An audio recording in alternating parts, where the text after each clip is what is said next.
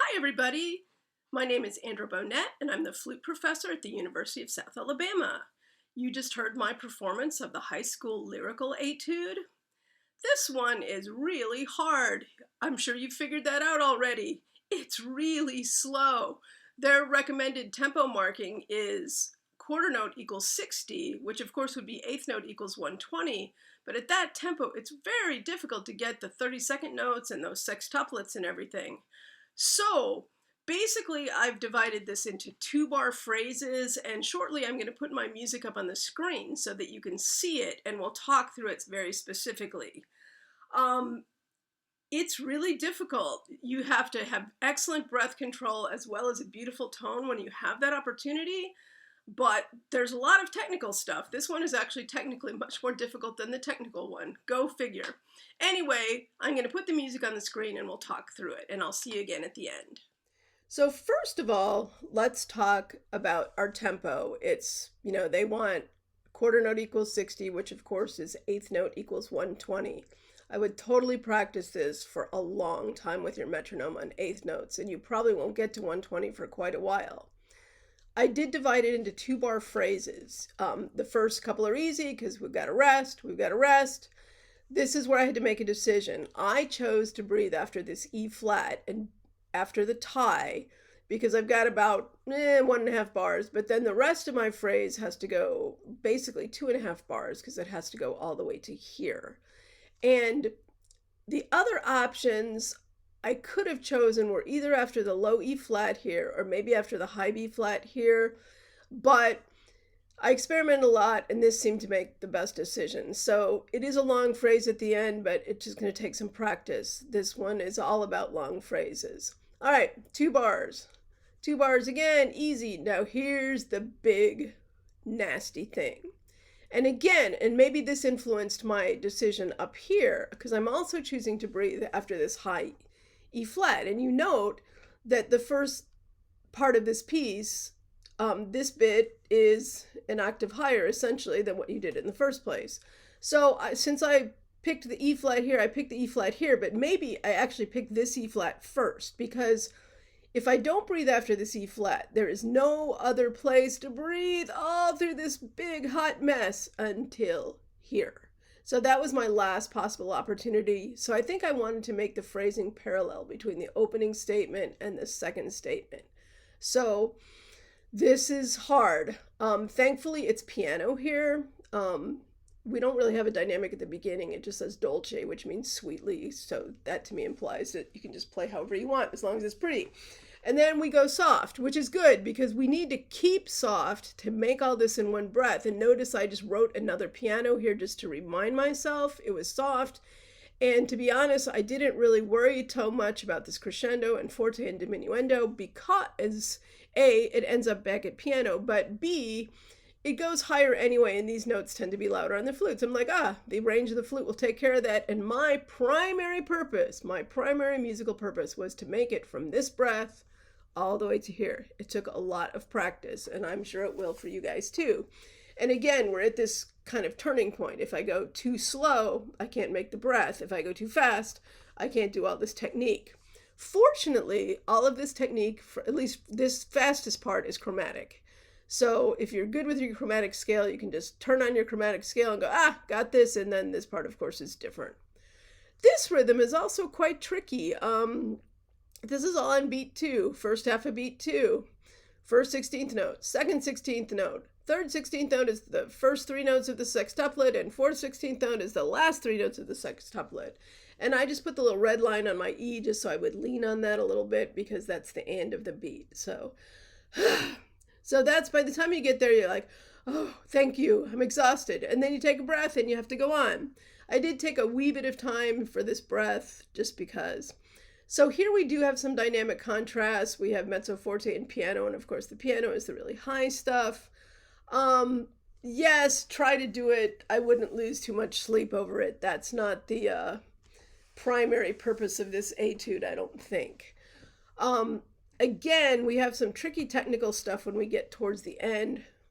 Thankfully, phrases, logical, 2 bars, rest, it's great. Again, I had to make another choice of where to breathe. And since I've always been breathing after this tie, I decided to do it again.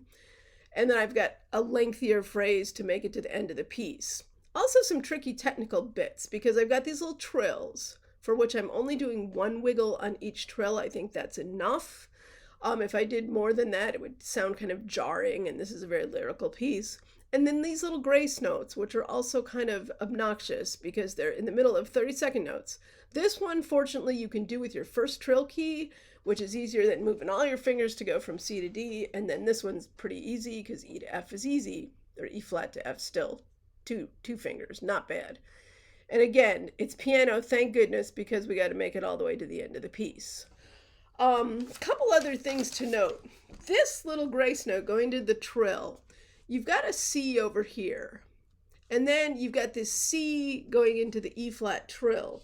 I'm playing that as what is known as an appoggiatura, or I'm actually stressing it and playing it a little longer on the beat because to make a grace note out of it, again, sounds rather abrupt. And in this style, which is highly romantic and even marked con espressione, I use that as an expressive device. You can hear what I did in my performance of it. One other thing to note, several times we've got this rhythm where we've got the double dotted note with 2 30 seconds and a quarter. And here it's basically the same thing, except we have 2 grace notes going into the last thing. I'll be honest, I played these pretty much the same, whether it was written like this or whether it was written like this. These, of course, have to be metronomically exact because it's what's written. I just thought it kind of worked on these. If anything, my grace notes might be lazier than my written 30-second notes, but that's something else to think about. Trying to think of anything else you guys need to know. Yeah, thumb B flat. Use it whenever you can. There's a lot of it you can use with the thumb B flat. There's a few places you can't. Like here, you get a B natural, and you'll have to figure out where to switch it.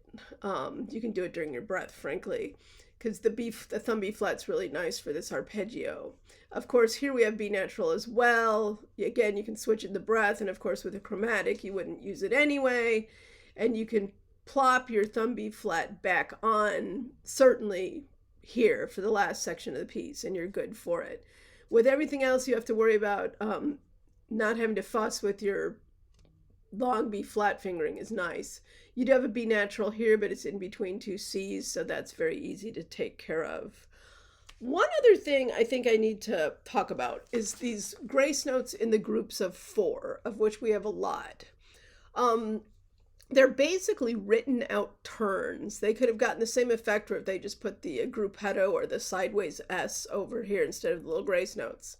So we have them in 2 rhythmic varieties. We either have a quarter note with the 4 grace notes into something else. And so in this situation, I almost always played them as 4 30-second notes. So instead of ba, ba, it's da, da, da, da, ba, and that takes care of that. And that happens here, and it happens here, and it also happens at the very end of the piece. Now, the tricky ones are the ones that come in the dotted figure, like here and here. And so you can't play them that way because you have this 16th note at the end of the bar. So again, written out turns. The way I was taught to do this sort of thing, in a very pedantic way, was to do them like this. And I've tried to write this out at the bottom in my scrawly handwriting here on my iPad, is to take a figure that looks like this and, to take the original dotted 8th, and here's it, and it's the first 16th note of the beat. The second 16th note of the beat is the first 3 notes, the first 3 grace notes. So, and then the third 16th note of the beat is the last of the grace notes, and then you've got your written 16th note. So essentially, you're using those grace notes to divide the dotted note in thirds, which of course it is anyway. 1 dotted 8th is equal to 3/16. So 1/16, 2/16, 3/16, and done. So it's like da da da da da da. Yeah. So instead of ba ba ba, yan da da da da da, and that works. And you'll hear that in my playing as well. I think this is the hardest one. So it's a challenge, and I guess it will separate the men from the boys or the ladies from the girls or whatever in the audition. So all the best to you on this. Enjoy practicing it. You will become a better flute player because you did. Thanks so much for listening. Hopefully these comments have been helpful to you, and I wish you all the best on your audition. If you have any questions at all, please feel free to send me an email and ask me any questions. I'll do my best to help you as much as I can. Good luck!